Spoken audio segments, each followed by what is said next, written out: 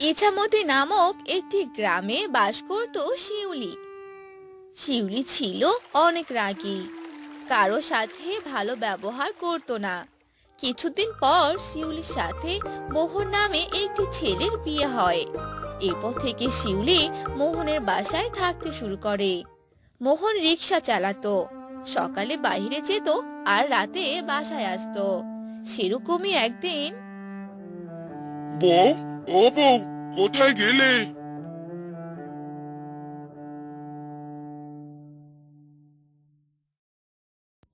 আরে কি হলো, এভাবে চেঁচাচ্ছ কেন? ভূতে ধরলো নাকি? হ্যাঁ, আরে কি সব বলো? ভূতে ধরবে কেন?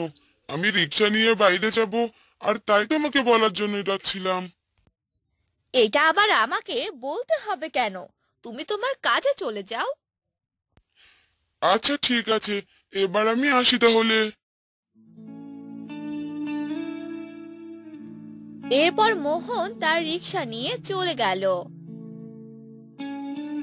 আর যেতে যেতে বলতে লাগলো, এই বউকে নিয়ে যে আমি কি করব কিছুই বুঝতে পারছি না। যত দিন যাচ্ছে ততই আমার সাথে খারাপ ব্যবহার করছে। এই বলে মোহন যেতে থাকে। তখনই সে একটি যাত্রীকে দেখতে পেল আর মোহন বলতে লাগলো, আরে দিদি, কোথায় যাবেন আপনি? আসুন আসুন, বসুন। হ্যাঁ দাদা, আমি একটু সামনেই যাব, চলেন তাহলে।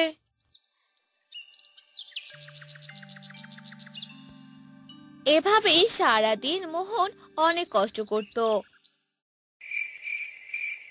আর রাতে বাসায় আসতো। আর বাসায় এসে মোহন তার বউয়ের অনেক কথা শুনতো। বউ, ও বউ, আমাকে খেতে দাও। আমার যে বড্ড খিদে পেয়েছে, তাড়াতাড়ি খেতে দাও।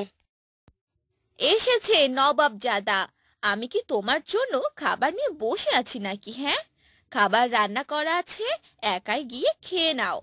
আমি কোনো কাজ করতে পারবো না, তোমার জন্য খাবার রান্না করে রেখে দেই, এটাই তো অনেক। এসব কথা বলে শিউলি ঘুমাতে চলে যায় আর মোহনের মন অনেক খারাপ হয়ে যায়। আর মোহন নিজে থেকেই খাবার নিয়ে খেয়ে নেয়।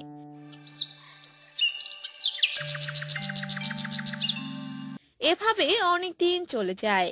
একদিন মোহন অনেক রাতে বাড়ির দিকে আসতে লাগলো।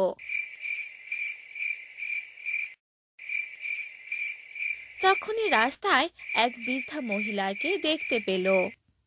আরে বুড়িমা, এত রাতে আপনি এখানে কি করছেন? আরে বাবা, আমার যে যাওয়ার কোনো জায়গা নেই, কোথায় আর যাব, তাই এখানেই রাত কাটাচ্ছি। আরে বুড়িমা, এভাবে কি বাইরে থাকা যায় নাকি? আপনি বরং আমার রিক্সাতে উঠুন, আমার বাড়িতেই আপনি থাকবেন।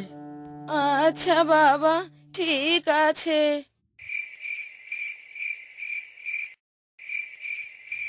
এরপর সে বুড়ি রিকশাতে উঠে বসলো আর মোহনের সাথে তার বাসায় গেল। আর গিয়ে দেখলো শিউলি ঘুমিয়ে পড়েছে। তাই মোহন সে বৃদ্ধাকে একটি ঘরে থাকার জন্য বলে আর তাকে কিছু খাবার খেতে দেয় আর নিজে খেয়ে ঘুমিয়ে পড়ে।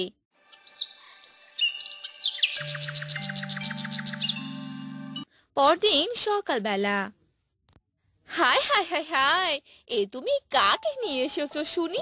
এই বৃদ্ধ মহিলাকে তুমি কোথায় পেলে? আমি এনাকে কাল রাতে রাস্তায় পেয়েছি।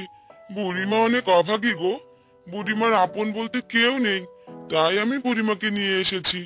বুড়িমা আজ থেকে আমাদের সাথেই থাকবে। কে? কি বললে তুমি? এই বুড়ি মহিলাটি আমাদের বাড়িতে আর আমাদের সাথে থাকবে? না না, আমি থাকতে এটা কখনোই হতে দিব না। এই বুড়ি, এই বাড়ি থেকে এখনই চলে যা।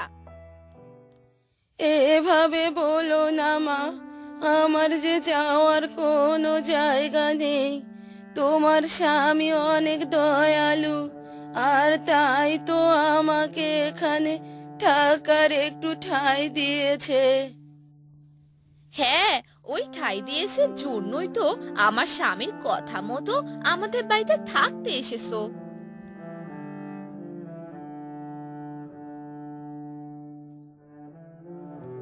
এই বলে শিউলি সেখান থেকে চলে গেল।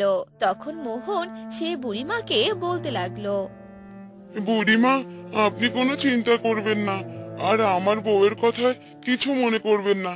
সে এরকমই, সব সময় সবার সাথে খারাপ ব্যবহার করে, আমার সাথেও করে। ও, এই ব্যাপার। তাহলে এক কাজ করো বাবা, তোমার বউয়ের মাথা বদল করো, তাহলে দেখবে সে খারাপ ব্যবহার করা থেকে বিরত থাকবে আর এরপর ভালো ব্যবহার করবে। মাথা বদল মানে? এ কি করে সম্ভব? আমি এক বৈদ্য বাবা, আমি তোমার বউয়ের মাথা বদল করে দেব।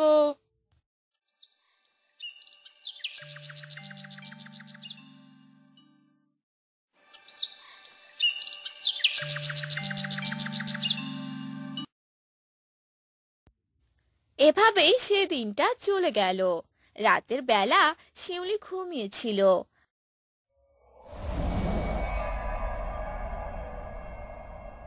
আর তখনই সেই বুড়ি মনে মনে কিছু একটা বলে শিউলির মাথায় ফু দিল। আর তারপর তারাও ঘুমিয়ে পড়ল।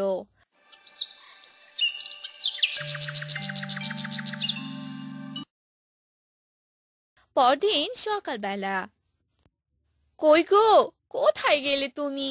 খাবার দিচ্ছি, তাড়াতাড়ি খাবার খেয়ে কাজে চলে যাও। আরে বাহ, এ আমি সত্যি দেখছি নাকি স্বপ্ন দেখছি? আজ বউ এত ভালো হয়ে গেল কি করে?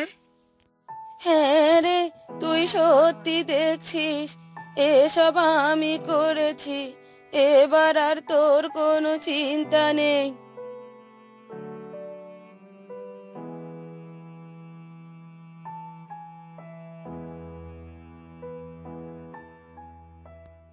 আরে বুড়িমা, আপনি এভাবে দাঁড়িয়ে আছেন কেন?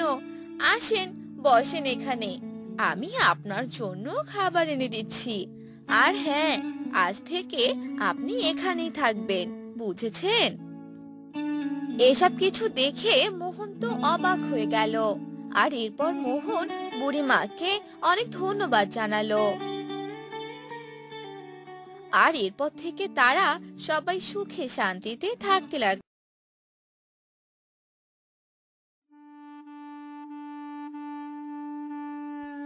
কি ব্যাপার, আর কত নাক ডেকে ডেকে ঘুমাবে শুনি? কত বেলা হয়েছে, দেখেছো একবার? তাড়াতাড়ি উঠে পড়ো। আরে গিন্নি, আর একটু ঘুমোতে দাও, এভাবে চেঁচামেচি করছো কেন? যাও যাও, এখন আর ডাকাডাকি করো না তো, একটু পরেই উঠছি। ও, সোজা কথা তোমার কানে ঢুকবে না তাই তো? দেখাচ্ছি মজা।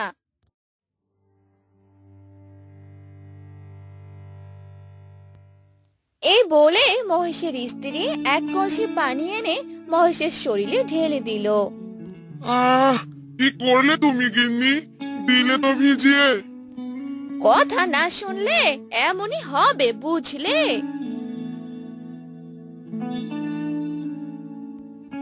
কিসব বলছো? এই সকালবেলা বাজারে যেতে হবে মানে? কালকেই তো বাজার করে নিয়ে এসেছি, ওগুলো আবার কি হয়েছে? ওই বাজারে কিছু হবে না, আজকে বাসায় মেহমান আসবে। এখন বেশি কথা না বলে তাড়াতাড়ি বাজারে যাও। এরপর মহেশ ব্যাগ নিয়ে বাজারে চলে গেল আর বাজার করে নিয়ে এলো। মহেশ ছিল একজন দোকানদার, তার দোকানে ছিল অনেক বৈদ্যুতিক জিনিসপত্র। তার দোকান থেকে সবাই লাইট সহ অন্যান্য জিনিস কিনতে আসতো। মহেশ তার দোকানের মাধ্যমেই সংসার চালাতো। দাদা, আরে ও দাদা, দোকানে আসো? আরে হ্যাঁ, মাত্র আসলাম দোকানে। বলো, তোমার কি লাগবে? আমার একটা লাইট লাগতো গো দাদা, রাতে করে মাছ মারতে যেতে হয়, আর লাইটটা নষ্ট হয়ে গেছে। ভালো দেখে একটা লাইট দাও। আরে, আমার কাছে কি কখনো খারাপ কিছু পেয়েছো নাকি? হ্যাঁ, এই নাও, এই লাইটটি নাও। এটার আলো অনেক দূর পর্যন্ত যাবে, আর খুব সহজে মাছ মারতেও পারবে। তাহলে তো ভালোই হলো। দাও তাহলে এই লাইট, আর এই নাও টাকা।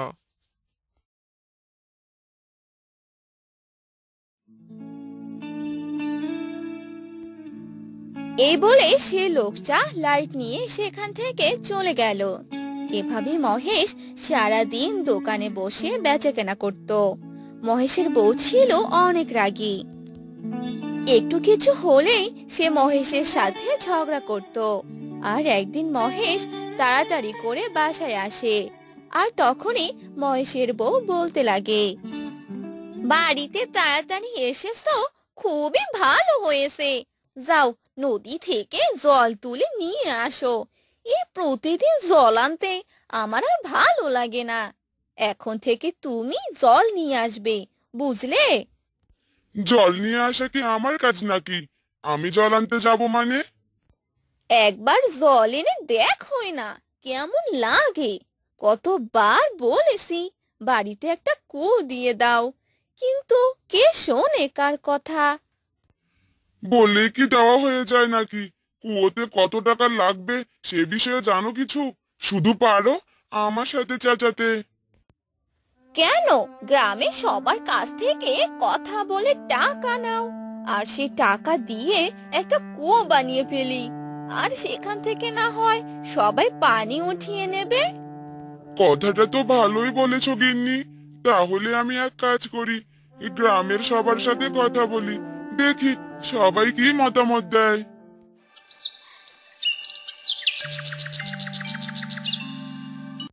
পরদিন সকালবেলা এক গাছের নিচে বসে মহেশ সবার সাথে আলোচনা করে। একটি কুয়ো বানানোর কথা জানায়, যেখানে সবাই কিছু করে অর্থ প্রদান করবে। কথা শুনে সবাই বলতে থাকে, না না না না, আমি কোনো টাকা দিতে পারবো না বাপু। আমরা নদী থেকে জল নিয়ে আসি, এটাই তো অনেক। এর কুয়োর বিনিময়ে কোনো টাকাই দিব না আমি। সে কি বলছেন আপনারা? আপনারা যদি এই কুয়োর কাজে আমাদের সহায়তা না করেন, তাহলে আমাদের এত কষ্ট করে নদী থেকে জল আনতে যেতে হবে। কিন্তু কেউ মহেশের কথায় রাজি হলো না, আর তারা সবাই সেখান থেকে চলে গেল। এই যা, সবাই যে চলে গেল, কেউ তো আমার কথায় রাজি হলো না। এবার কি করব আমি? এ কথা যদি বউ জানতে পারে, তাহলে তো আমার সাথে ঝগড়া শুরু করে দেবে। ইস, মাথাটা শুধু বন বন করে ঘুরছে। যাই, বাড়িতেই যাই। কি ব্যাপার গো, গ্রামে সবাই কি বললো? রাজি হয়েছে তো? তোমার কথা মতো কাজ করলে কেউ রাজি হবে না, বুঝলে? ভালো বুদ্ধি তো দিতে পারো না, আর কিসব বুদ্ধি দিয়েছো, কেউ রাজি হয়নি। তারা এই কুয়োর জন্য কোনো অর্থ দিতে পারবে না। এবার তুমিও কুয়োর আশা ছেড়ে দাও, বুঝলে?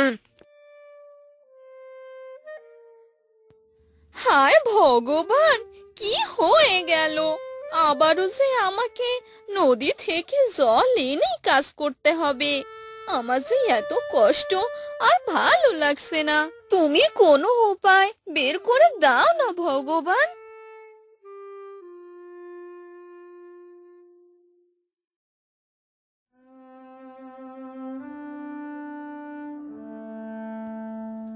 কথা বলে মহেশের বউ কাজে চলে যায়, আর কাজ করতে থাকে। এভাবেই অনেক দিন চলে যায়।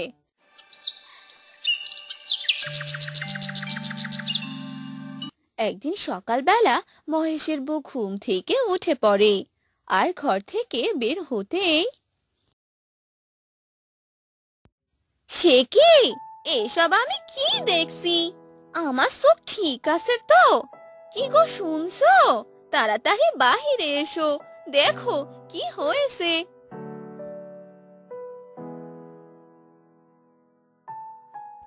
আরে, প্রতিদিন সকালবেলা চেঁচামেচি না করলে তোমার কি শান্তি লাগে না?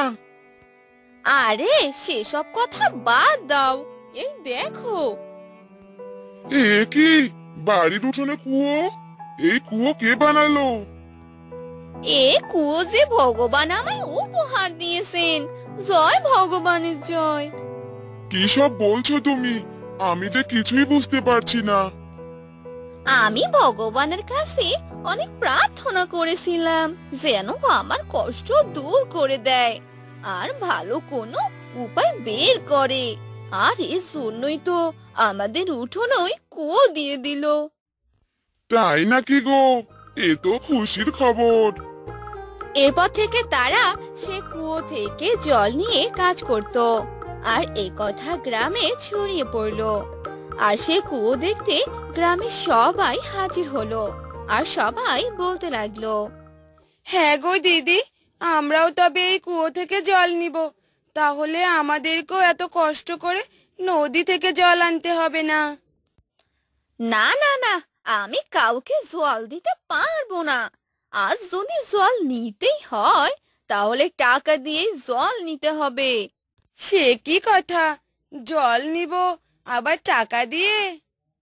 হ্যাঁ, নিলে নাও, না নিলে চলে যাও এখান থেকে। আচ্ছা আচ্ছা, ঠিক আছে, তাই হবে। আমরা সবাই টাকা দিয়েই জল নিব।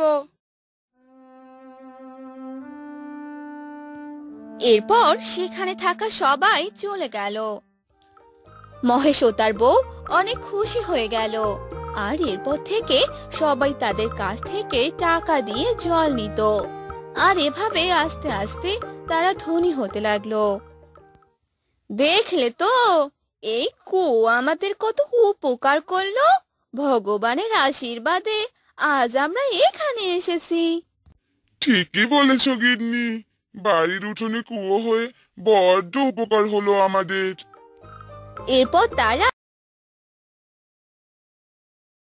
নামে একটি গ্রাম ছিল। সে গ্রামে থাকতো রাতুল নামে এক লোক, তার স্ত্রীকে সাথে নিয়ে। তাদের সন্তান ছিল না, এ নিয়ে তাদের অনেক দুঃখ। এভাবে চলছিল তাদের দিন। একদিন রাতুলের বউ কান্না করতে করতে বলতে থাকে, হে ভগবান, এ আমাদের কেমন শাস্তি দিচ্ছ? আমরা কি কখনো বাচ্চার মুখ দেখতে পারবো না? তখনই সেখানে রাতুল চলে আসে। রাতুল তার বউকে কান্না করতে দেখে বলে ওঠে, এভাবে তুমি কান্না করছো কেন? কি হয়েছে? আমাদের কপালে কি বাচ্চা নেই গো? কত বছর হয়ে গেল, এখনো যে বাচ্চার মুখখানা দেখতে পেলাম না। ও নিয়ে তুমি এত ভেবো না তো। ভগবান যেদিন মুখ তুলে চাইবে সেদিনই হবে। এখন একটু কান্না বন্ধ করো তো গিন্নি, আমাকে খেতে দাও, বড্ড খিদে পেয়ে গেছে। এই বলে রাতুল ও তার বউ ঘরে চলে গেল। আর রাতুলের বউ রাতুলকে খেতে দিল। এভাবেই অনেক দিন যেতে লাগলো। রাতুল অন্যের জমি চাষাবাদ করত, আর এভাবেই তার সংসার চলতো। একদিন বিকেলবেলা এক বুড়ি রাতুলদের বাড়িতে এলো আর ডাকতে লাগলো, বাড়িতে কেউ আছেন?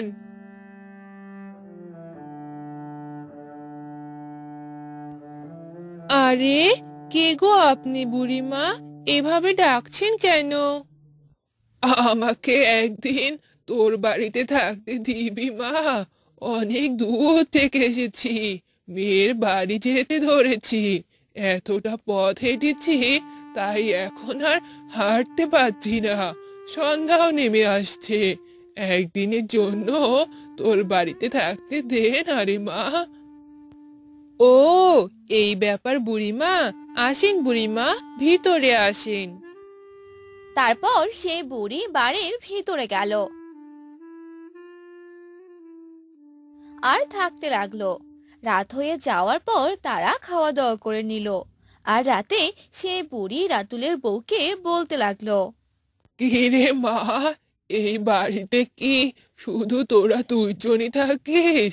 তোর সন্তানরা কই থাকে? আমার কোনো সন্তান নেই বুড়িমা।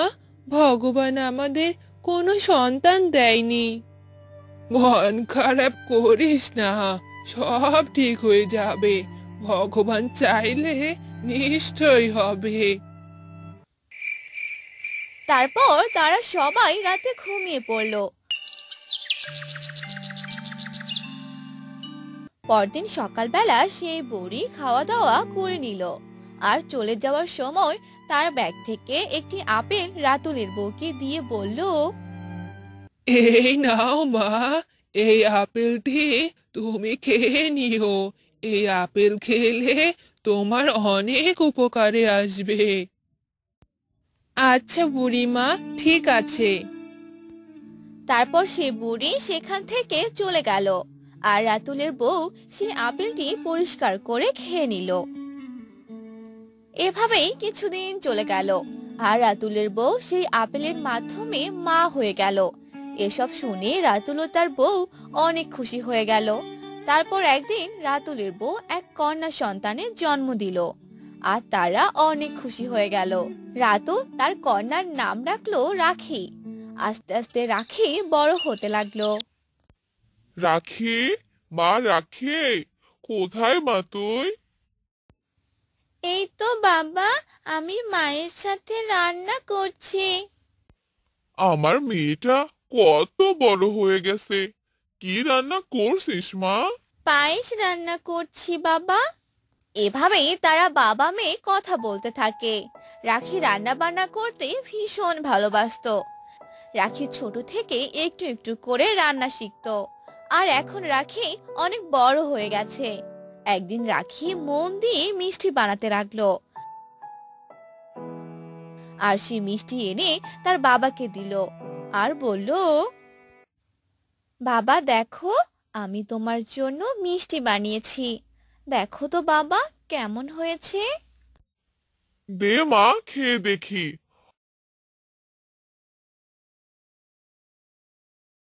উম আরে বাহ, কি দারুণ খেতে! মিষ্টিটা তো বেশ দারুণ হয়েছে। তুই এত ভালো রান্না কিভাবে শিখলি মা? জাদু বাবা, জাদু জাদু করে বানিয়েছি। অনেক মজা হয়েছে মা। এখন বরং আমি কাজে যাই।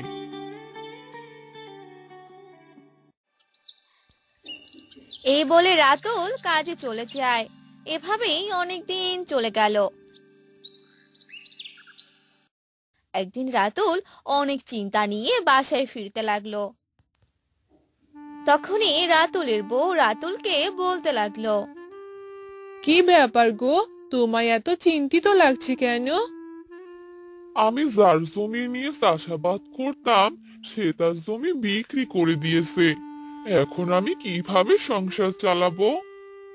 তুমি কোনো চিন্তা করো না তো, তুমি দেখো অন্য কোথাও কোনো কাজ পাও কিনা।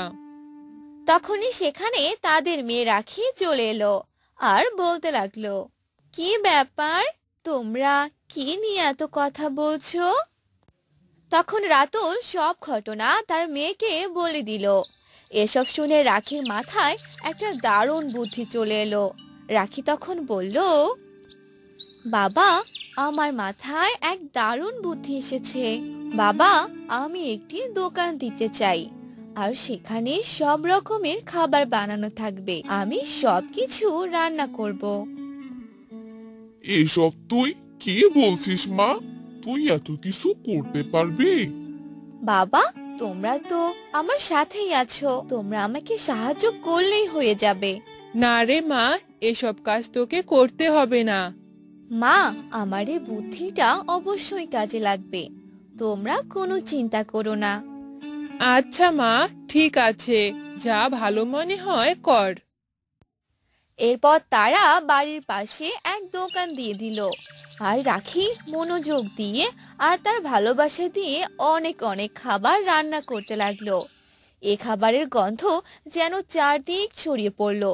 কিছু সময় পর সেখানে অনেকে ভিড় জমাতে লাগলো। আরে, এত মধুর রান্না গন্ধ পেয়ে এখানে ছুটে এলাম। কে রান্না করছে এত মধুর রান্না? যেই রান্না করুক না কেন, আপনি শুধু খেয়ে দেখেন, রান্না কেমন হয়েছে।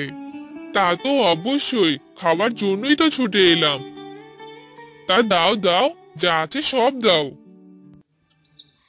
এরপর রাতুল সেই লোকটিকে খাবার দিল, আর তিনি খাবার মুখে দিতেই আহা, এই যেন খাবার নয়, অমৃত। এত দারুণ খাবার আমি কখনো খাইনি। সব যেন পরিপূর্ণ, কোথাও কোনো ভুল হয়নি। এত মধুর রান্না কে করলো শুনি? আমার মেয়ে করেছে গো। বাবা, তোমার মেয়ে তো অনেক সুন্দর রান্না পারে। দাও, আমাকে আরো কিছু দাও। এই বলে রাতুল তাকে আরো খাবার দিল, আর সেই দোকানে অনেকেই ভিড় করে খাবার নিতে লাগলো। একদিনই তারা অনেক টাকা পেল। এসব দেখে রাখির মা বাবা অবাক হয়ে গেল। একদিনই এত টাকা, এটা কি করে সম্ভব? আমার তো বিশ্বাসই হচ্ছে না। সবই আমার মেয়ের বুদ্ধির জন্যই হয়েছে, আমার বুদ্ধিমতী কন্যা। বাবা, তুমি আর কোনো চিন্তা করো না। এখন থেকে আমি রান্না করে সবাইকে খাওয়াবো। কিন্তু মা, সবই বুঝলাম, কিন্তু তুই এত ভালো রান্না কিভাবে শিখলি? বাবা, কোনো কাজ যদি আমরা মন দিয়ে ভালোবাসা দিয়ে করি, তাহলে সেটা অবশ্যই সুন্দর হবে। আর আমি তো রান্না করতে খুব ভালোবাসি। এবার বুঝতে পেরেছি মা। এখন থেকে তাহলে আমরা এই কাজই করব। আমার বুদ্ধিমতী মেয়ের প্রশংসা করতেই হয়। এরপর থেকে তারা সেই দোকানে খাবার রান্না করত, আর সবাই সেখানে এসে ভিড় জমাতো। তাদেরই ব্যবসা ভালোই চলছিল। এভাবেই অনেক দিন চলে গেল, আর তারা আস্তে আস্তে বড়লোক হয়ে গেল।